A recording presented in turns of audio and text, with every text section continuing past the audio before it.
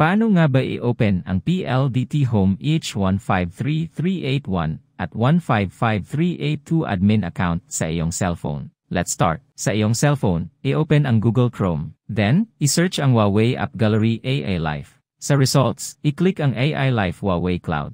Then, click Download via browser. Hintayin lang na matapos ang pag-download ng file. When done, i-click ang Open. Then click Install. Sa Unsafe App Block, i-click lang ang More Details. Then, click Install Anyway. Hintayin lang na matapos ang pag-install. When done, i-click ang Open.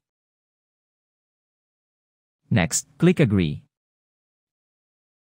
Sa Permission, i-click lang ang While using the app. Makikita na na-detect na agad ng app ang aking 5G device. Next, i-click lang ang device. Hintayin lang na matapos ang pag-download ng plugin.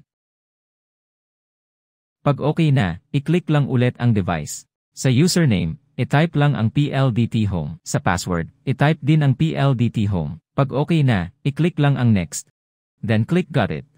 Makikita mo na agad kung ilang device ang connected sa iyong Wi-Fi. Makikita mo rin ang total GB na iyong nagamit. Sa upload at download speed, mas maganda pa rin na gumanit ng speedtest.net o fast.com. Next, i-click naman ang Show More. Sa Wi-Fi settings, pwede mong palitan ang iyong Wi-Fi name at password. Sa APN settings, pwede mo itong palitan o mag-add ng sariling APN. Sa Advanced Settings, makikita mo dito ang mga sumusunod. Next, back to homepage. I-click lang ang apat na tuldok at dito mo makikita ang iyong device information. Salamat po sa panonood. Don't forget to like and subscribe. Thank you.